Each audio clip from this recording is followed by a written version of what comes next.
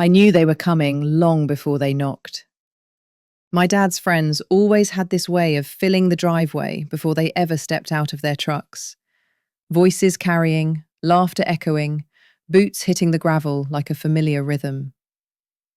They'd been coming over since I was a kid, and even now, as an adult, something about their presence still shifted the atmosphere in ways I could never fully explain.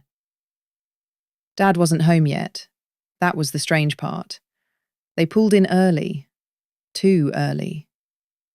I glanced at the clock twice just to make sure. He wasn't supposed to be off work for at least another hour.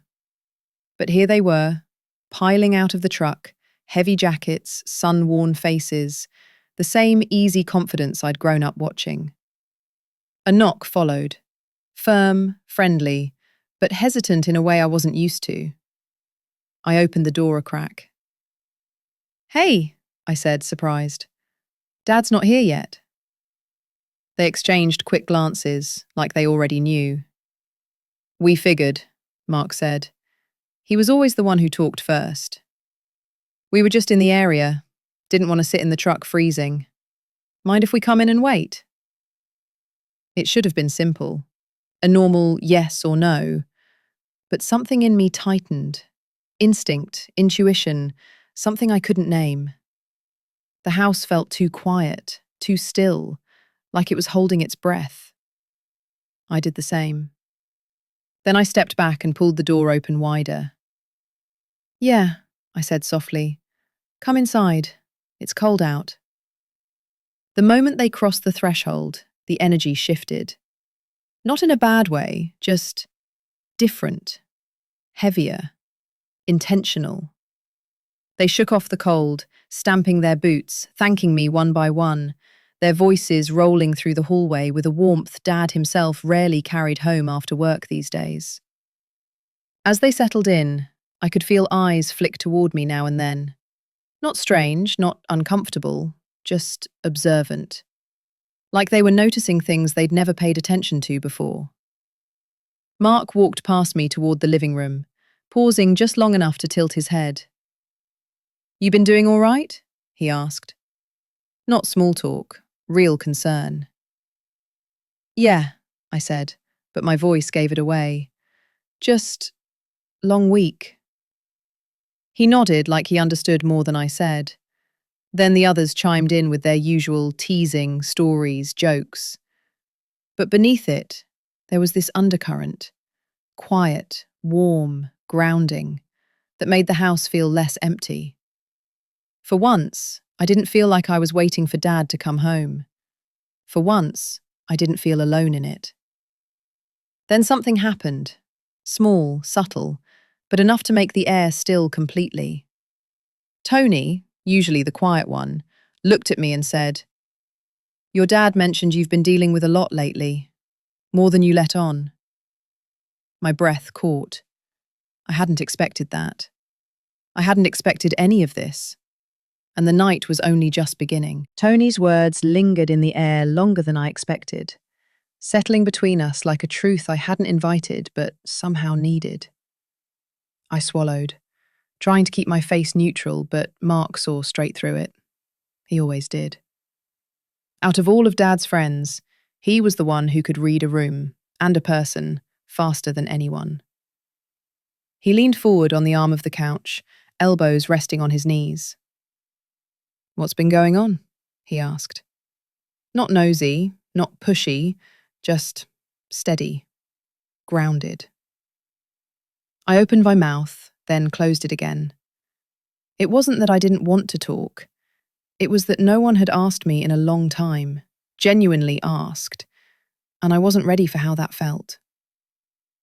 Before I could force out a response, Mark lifted a hand gently. "Take your time," he said. "We're just here, not going anywhere." Something in my chest loosened at that.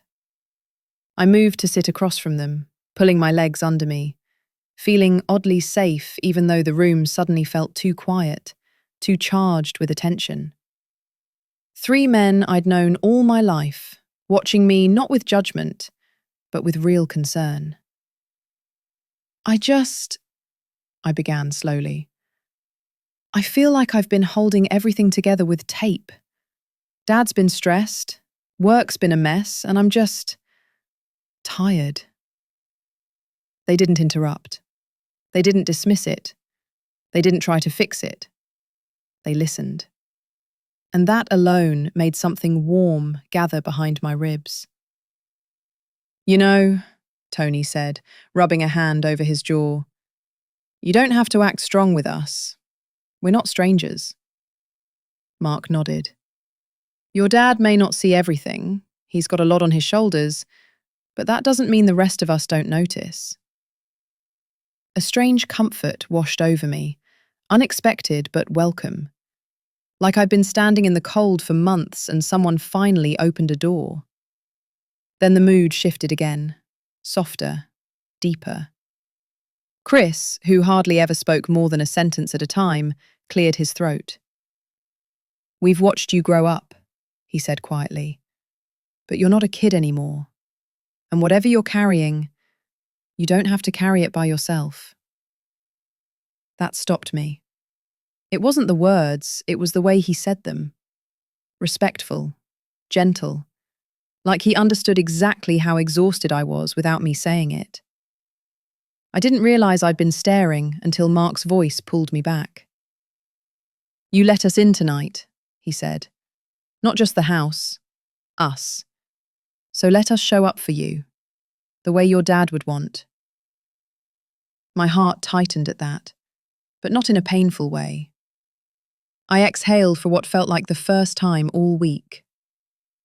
Thank you, I whispered. Really. Mark gave a slow, reassuring smile. Good, he said softly, because we're not done looking out for you yet. The words hit deeper than he probably intended, comforting, steady, and just mysterious enough to make the air shift once more. A quiet knock sounded from the back door. All three men turned their heads. I frowned. Nobody ever used the back door.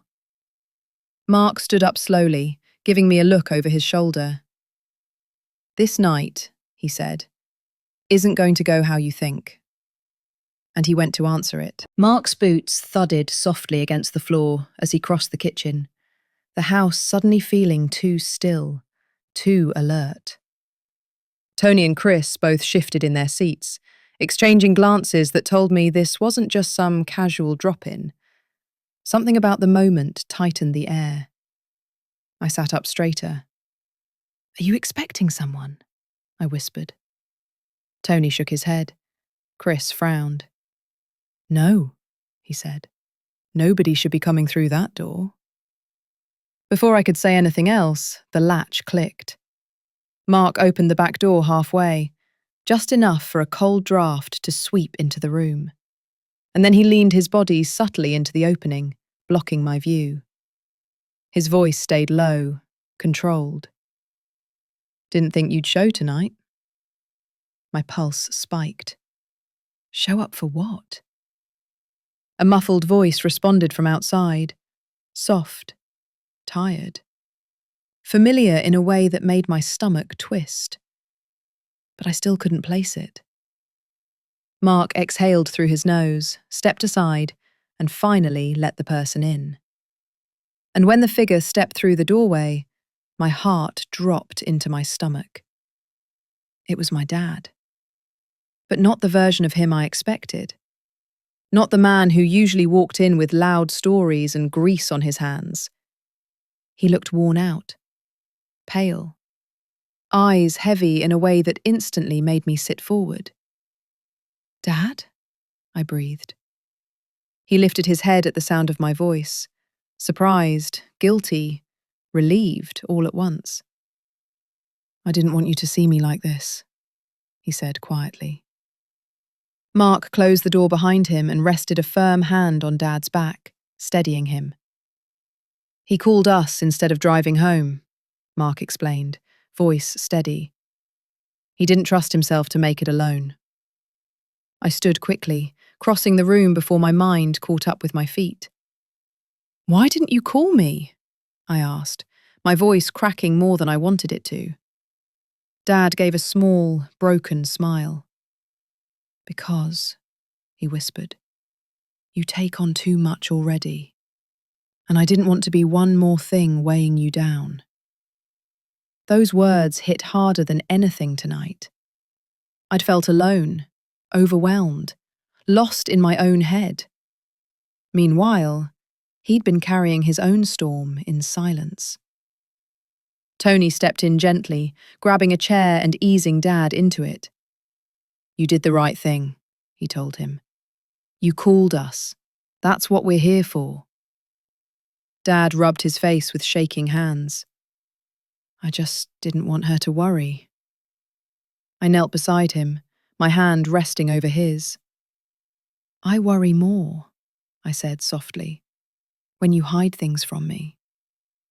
He finally met my eyes, really met them, and something in his expression softened, cracked, melted. "I'm sorry," he whispered. "I didn't want you to see me weak." "You're not weak," I said.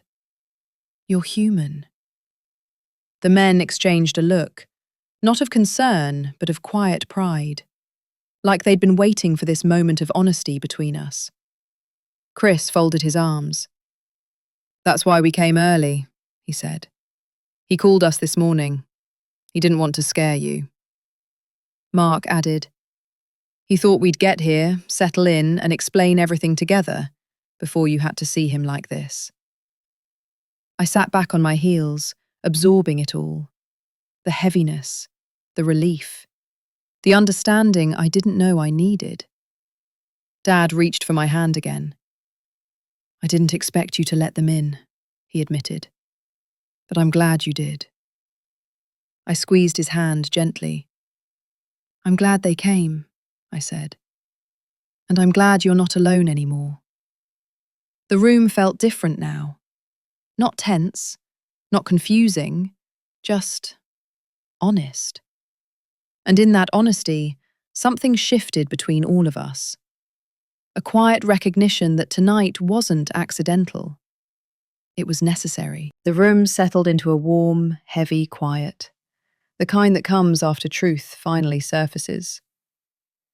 Dad sat back in the chair, breathing slower now, steadier, as if simply being surrounded by people who cared was enough to pull him out of whatever storm he'd been fighting alone.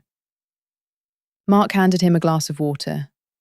Tony adjusted the heater by the wall so the room warmed quickly. Chris checked his phone, probably making sure there were no urgent messages from work.